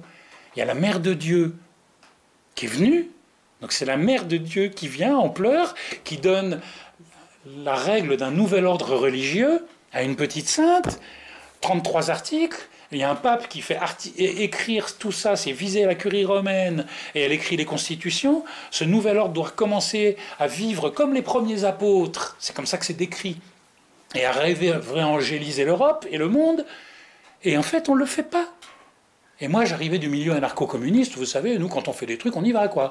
Enfin, moi, vous voyez, d'où au Népal, j'ai viré Monsanto du pays, on colle des affiches, on est au taquet, quoi. Quand on fait des trucs, on y va, quoi. Et j'arrive dans l'église catholique et je dis, c'est la Mère de Dieu, quoi. En fait, là, ça rigole pas, quoi. On a la Mère de Dieu avec nous. Donc, on doit forcément gagner, quoi. Puis en plus, elle vient nous donner des solutions comme ça. Mais non, la France veut pas de ça.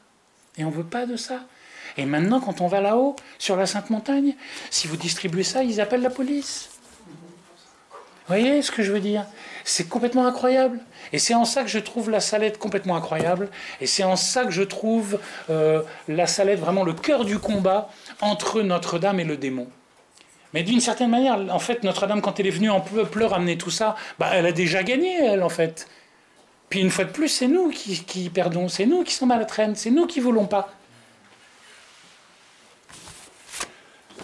Voilà, c'est ce dont je voulais vous parler aujourd'hui. Je pourrais encore parler longtemps, mais je pense que j'ai déjà beaucoup parlé. Voilà, maintenant, je ne sais pas si vous avez des questions. Donc je récapitule, juste pour récapituler ce que vous trouvez à la table de presse. Donc il y a l'enfance de Mélanie, écrite par elle-même. Ça, c'est Mélanie Calva qui a écrit sa petite enfance de 1 an à 15 ans, où elle a une vie complètement surnaturelle et complètement mystique avec notre Seigneur, sans savoir que c'était notre Seigneur. Je vais vous dire comment... Je peux pas résister, je suis désolé, je prends un peu de temps. Bon, de toute façon, je pourrais parler 4 heures, hein, mais juste une dernière. Donc Mélanie, comment est-ce qu'elle découvre que son petit frère, qu'elle connaissait depuis qu'elle était petite, qu'elle voyait de temps en temps, comment est-ce qu'elle découvre que c'est notre Seigneur Jésus-Christ, en fait? Eh bien, à 21 ans, quand elle sera mise chez les bonnes sœurs par l'évêque de Grenoble après l'apparition, je vous ai dit, les enfants ont été scolarisés. Et puis là, Mélanie, elle est chez les sœurs à Coran, d'un côté de Grenoble, chez les sœurs de la Providence, si je ne me trompe pas. Et elle dit, un jour j'étais dans ma cellule. Et donc elle croyait que ce petit enfant qui la catéchisait, avec qui il jouait et tout ça, elle pensait que c'était un enfant. Et un jour, elle me dit, un jour j'étais dans ma cellule et puis il vient me voir, mon petit frère vient me voir. Donc, c'est ça. Et puis comme quand on faisait de temps en temps, on se met à prier ensemble. Alors on a commencé à prier. Et je voyais du coin de mon œil qu'il me regardait. Alors je m'arrête et je lui dis, au lieu de me regarder, vous feriez bien de prier. Et là, elle dit, il lui a répondu, si tu me voyais dans ma gloire. Et là, il lui a fait un mont à bord. Voyez, et là, elle a dit, et là, il est devenu grand, grand. Il était dans une lumière, mon petit frère était dans une lumière incroyable.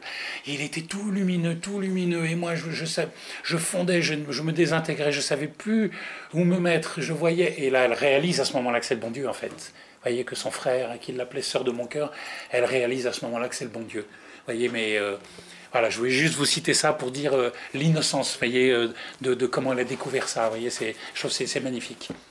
Ouais, juste avant de prendre les questions, donc juste pour récapituler, ça c'est le récit de l'apparition que fait Mélanie Calva. Tout le récit de l'apparition. Ça, c'est les prières de Notre-Dame de la Salette avec des prières de Mélanie Calva et puis les litanies sur la Salette.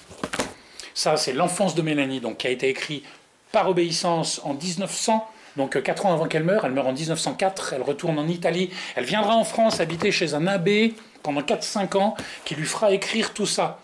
En fait, elle voulait garder tout ça secret pendant toute sa vie. Et le bon Dieu lui a forcé la main et l'a envoyée chez un prêtre dans l'Allier, en France. Donc elle était souvent cachée en Italie. Et elle revient dans l'Allier, en plein centre de la France, de 1899 à 1904. Et les 5 derniers mois de sa vie, elle reviendra en Italie juste pour mourir. Elle avait prévu sa mort, elle avait prédit comment elle mourrait. Et ces 5 ans qu'elle passe chez cet abbé, l'abbé Combe, dans l'Allier, l'abbé Combe aussi est beaucoup attaqué, je vous le dis. Parce que le démon attaque Mélanie et attaque l'abbé Combe, vous voyez, pour descendre la Salette. Mais l'abbé Combe, en fait, c'est un abbé qui a tiré les vers du nez de Mélanie, qui a découvert que Mélanie avait les stigmates, il a découvert son enfance, il lui a fait écrire son enfance, il l'a presque forcé à le faire. Vous voyez, c'était son confesseur. Il a découvert qu'elle voyait son ange gardien. Il a découvert qu'elle voyait dans l'âme, en fait, de l'abbé Combe. L'abbé Combe, il dit c'est vraiment difficile de dialoguer avec quelqu'un qui voit dans votre âme, quoi. Ce livre est excellent. C'est le journal de bord d'un prêtre français qui a vécu avec Mélanie Calva pendant les 4-5 dernières années de sa vie. Celui-là aussi, on en a quelques-uns à la table de presse.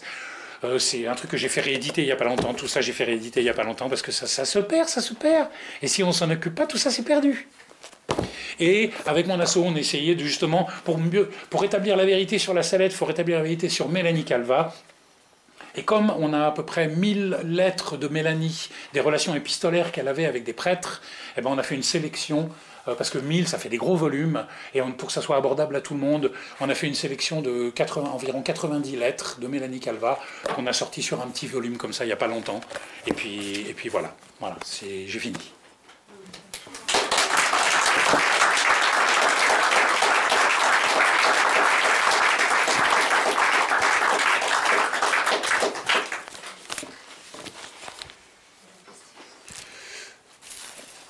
Oui. J'avais une question, c'était comment s'appelle l'ordre qui devait être fondé sur la base de la révélation de la Salette? Alors ça s'appelle l'ordre de la Mère de Dieu, et c'est l'ordre des apôtres des derniers temps. Voilà. On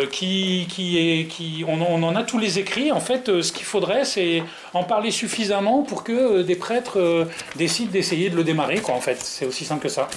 Et l'ordre qui est là-bas en ce moment à la Salette, comment il s'appelle? C'est les missionnaires de la Salette, je crois qu'ils s'appellent. Ouais.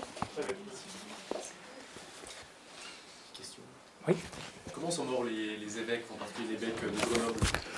Ah non, alors il y a l'évêque de... Il y a l'évêque du moment de l'apparition, c'est Monseigneur Bruyard. C'est assez incroyable, apparemment c'était un saint évêque, Monseigneur de Bruyard, celui qui a fait toute l'enquête après l'apparition pendant 5 ans et qui a déclaré l'apparition indubitable et qui devait être crue par les fidèles. Donc elle a été reconnue par l'Église en cet évêque. Mais il y a beaucoup d'évêques qui ont calomnié, je vous ai dit, qui ont calomnié Mélanie, des évêques et des prêtres. Alors je vais vous donner un exemple. Voilà. Ça va vous donner une idée de comment le bon Dieu voit les choses. Monseigneur Ginouliac, évêque de Grenoble et successeur de Monseigneur de Bruyard, fut le premier à persécuter Mélanie et Maximin au sujet de leurs secrets. Il espérait la faveur d'un pouvoir politique et un archevêché avec un chapeau de cardinal. Et pour plaire à l'empereur, il déclara que la mission des voyants était terminée. Par ailleurs, il traita Mélanie de folle. Il est mort, fou, jouant à la poupée et avec ses excréments. Monseigneur Fava, évêque de Grenoble et successeur... J'en lis que 2, mais il y en a 20. Monseigneur Fava, évêque de Grenoble et successeur de Monseigneur Ginouillac, a prétendu imposer sa règle de préférence à celle donnée par la très sainte Vierge à Mélanie. En inaugurant les bureaux de la Croix de l'Isère, il y installa Notre-Dame de Lourdes, méconnaissant de nouveau, vu les circonstances, la faveur que la très sainte Vierge avait faite à son diocèse. La soirée fut joyeuse dans les bureaux et il se retira tard. Le lendemain, il fut trouvé mort sur son plancher, dévêtu, les bras tordus, les poings crispés, les yeux, le visage exprimant l'effroi d'une horrible vision. Etc., etc. La liste est longue. Il y a plein d'évêques et de prêtres en fait à cette époque qui avaient combattu la Salette, qui avaient ordonné de faire brûler le secret de la Salette, qui avait reçu un primature qui avait été soutenu par Léon XIII. Des prêtres, il y en a eu pas mal de prêtres et d'évêques à l'époque en France qui sont morts, ils se transformaient en charbon, vous voyez, au moment de la mort. Il y en a plusieurs exemples. Ceux qui veulent, j'ai plusieurs photocopies, je peux toujours donner des exemples, mais enfin bon voilà, c'est... j'ai oublié de dire, Mélanie, pendant que Notre-Dame lui donnait les 33 articles d'un nouvel ordre religieux, donc Mélanie, les 33 articles de l'ordre religieux, Mélanie ne souhaitait pas le publier à tout va, voyez, comme le récit de l'apparition. Voyez, ça, il faut vraiment le donner à tout son peuple, a dit Notre-Dame. Mais Mélanie considérait que les 33 articles de l'ordre religieux et les constitutions qu'elle a écrites pour le pape à Rome, elle ne voulait pas le donner à n'importe qui dans le public, elle considérait que ça s'adressait plutôt à des prêtres ou à des religieuses qui voudraient démarrer l'ordre. C'est pour ça que moi, avec l'association, jusqu'à maintenant, je n'ai pas fait le pas de distribuer à grande échelle ce livret. Voyez, je pense que ça doit rester quand même entre le bon Dieu et les prêtres appelés qui vont démarrer cet ordre, puisqu'il va être démarré à un moment. Mais c'est important de dire que Mélanie dit que pendant que la Sainte Vierge lui donnait les 33 articles de l'ordre religieux, eh bien Mélanie, dans son âme, de manière infuse, elle voyait, donc elle a écrit un texte qui s'appelle « La Vue », L-A-V-U-E, la vue, et elle voit les apôtres des derniers temps, comment ils vont agir dans le monde. Et elle décrit que donc il y aura les pères missionnaires, il y aura les sœurs, il y aura l'équivalent d'un tiers-ordre, comment ils agiront, comment ils vont, etc. Et elle fait pas mal de descriptions de comment ces missionnaires, ces apôtres des derniers temps vont agir. Et ça, c'est un texte encore à part qui s'appelle La Vue, qui est un petit peu plus distribué que les articles de l'Ordre de la Mère de Dieu. Voilà. Oui. Oui. Oui, je voulais vous demander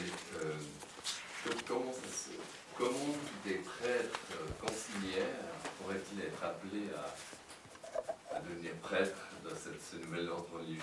Ça, pour moi, ça, je n'arrive pas à comprendre. Moi, je n'ai pas dit ça. Mais... Non, c'est pas vous qui l'avez dit. La question. Ah, oui, d'accord. Le bon Dieu peut tout. Vous savez, le bon Dieu peut prendre un prêtre, le convertir, l'appeler. Et puis aussi prendre quelqu'un qui n'est pas prêtre et le désigner comme apôtre. Les missionnaires seront prêtres, je crois. Hein. Alors là, c'est un sujet sur les. Moi, je ne sais pas. J'ai pas les grâces d'État pour répondre à ces questions. Je connais pas. Je sais pas. C'est les prêtres qui peuvent répondre à ces questions, je pense. C'est ça parce que c'est par rapport à l'appel, vous voyez. Mais un ordre religieux, là, en l'occurrence, non. Tertiaire, vous voyez, être dans le tiers-ordre de l'ordre, oui, ça peut être nous. Mais sinon, les missionnaires, ça sera bien des prêtres qui donneront les sacrements. Et les sœurs, ce sera des religieuses. Oui. Oui, excusez-moi. Oui. Pensez-vous qu'il y ait un lien entre Fatima, la Salette, et avec, par exemple, en parlant du mouvement sacerdotal marial, qui réunit quand même beaucoup de prêtres qui sont consacrés à la vie. Oui. Est-ce que vous voyez un lien avec le message de la Salette ou pas du tout? À nouveau, je n'ai pas les grâces d'État pour répondre à ce genre de questions.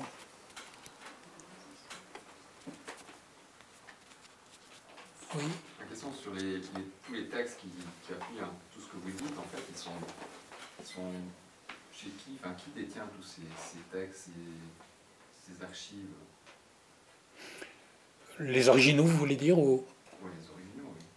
Alors, les textes qui sont là sont tirés des originaux. Les textes que je vous ai montrés là. L'apparition, le texte de Mélanie qui a eu imprimature, bon, bah, celui-là, il est connu depuis 1879, où il a été imprimé et où il a eu imprimature, et qu'il a été promu par Léon XIII. Donc celui-là, bah, il est vraiment connu. Par contre, c'est vrai qu'il y a d'autres versions de ce texte qui sont distribuées, et souvent, on va même dire que en fait, Mélanie a écrit plein de versions différentes du texte pour essayer d'insinuer qu'en fait, bah, en fonction de comment elle s'était levée le matin, ou en fonction de l'année, elle écrivait des versions différentes, comme si c'est elle qui avait interprété. Donc d'une certaine manière, c'est une bonne question que vous posez.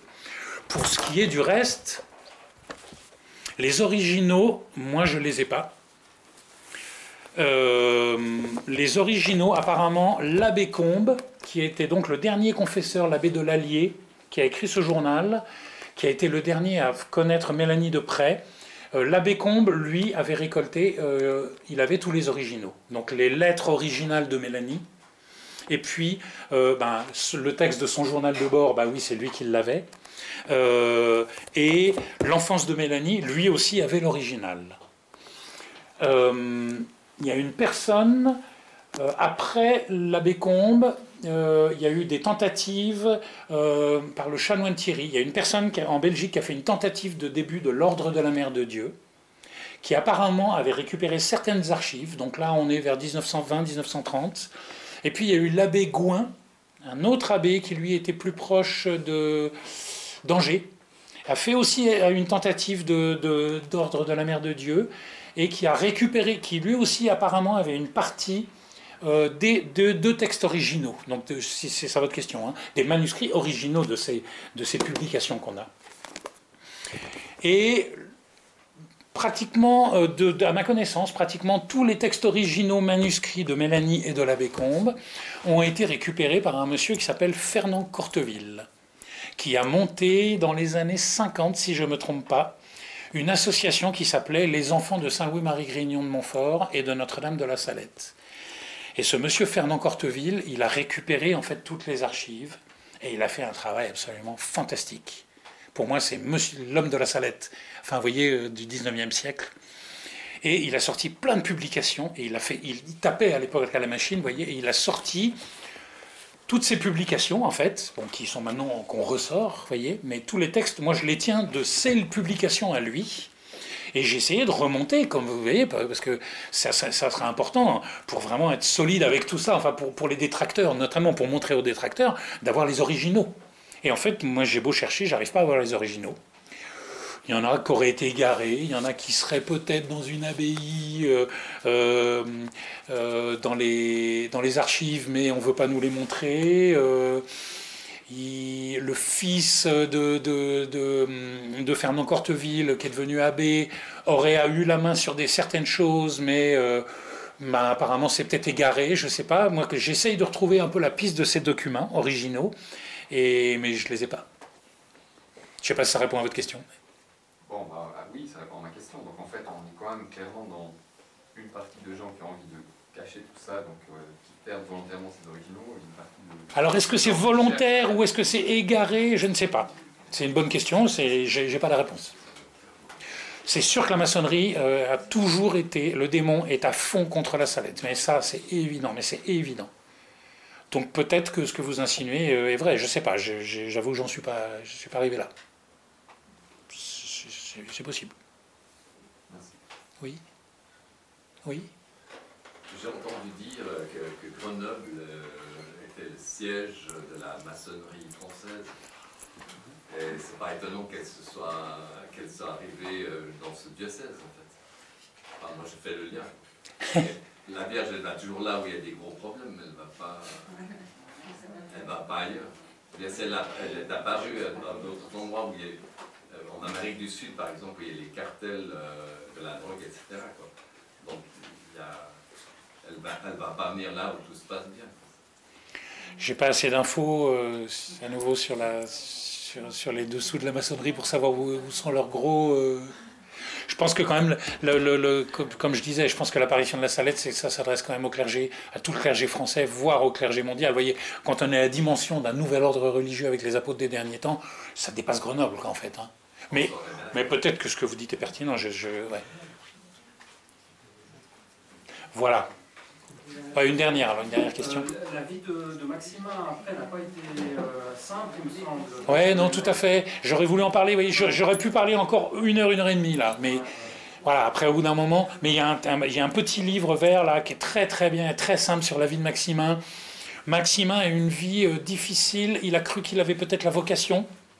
En fait, vous voyez, Mélanie, elle voulait diffuser son secret, mais on voulait l'en empêcher tout le temps. Et Maximin, lui, il voulait garder son secret, mais on a toujours essayé de lui faire dévoiler. Vous voyez, comme sont les humains, quoi. On est vraiment... on est malade.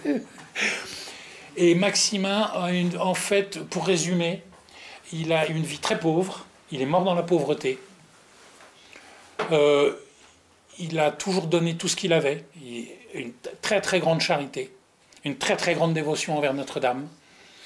Et il a toujours essayé de parler de la Salette, mais quand il a essayé de à nouveau, vous voyez, il y a des bruits, parfois ceux qui courent, ouais, Maximin, pareil, c'était un petit illusionné, puis voilà, il courait à droite à gauche, c'était un instable comme Mélanie, il y en a même qui disent, je sais pas quoi, où il avait des problèmes d'alcool, c'est n'importe quoi, enfin, à ma connaissance. Et Maximin, vous voyez, chaque fois qu'il trouvait un boulot, un nouveau travail, eh bien, on lui disait... Alors après, on découvrait qu'il avait vu la Sainte Vierge. « Ah, c'est toi le petit de la Salette et tout. Ah, c'est toi qui as vu la Sainte Vierge. Ah, bah raconte-nous. Ah, bah non, voilà. Non, mais arrête le boulot. » Par exemple, il a fait médecine. Il était brillant. Il a commencé des études de médecine. Et c'est un prof qui l'aimait beaucoup. Lui, quand il a découvert qu'il avait été voyant de la Salette, je crois au bout de 2 années de médecine ou un truc comme ça, lui a dit « Non, mais là, faut que t'arrêtes. Parce que si tu deviens médecin... Pourtant, t'es bon, mais si tu deviens médecin, on va venir te voir pour des guérisons, pour des trucs en permanence et tout. Ça va pas coller avec l'ordre des médecins, ça va pas coller. Tu vas pas y arriver. Du coup, il est obligé d'arrêter. Puis après, par pitié, je crois que c'est Pie IX qui l'a pris comme zouave pontifical. Alors, il a démarré, mais toujours un petit peu caché. Et puis dès qu'ils ont commencé à découvrir, il y a un de ses collègues qui a commencé à découvrir qu'il avait vu la Sainte Vierge, alors vas-y raconte-nous, et nanana, oh, vas-y fais-nous un miracle, nanana.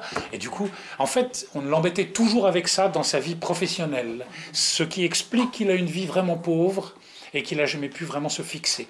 Puis à la fin, il a essayé de faire un petit business d'alcool, un petit peu comme la Chartreuse, vous voyez, à Corps, et puis il s'est fait arnaquer par un businessman.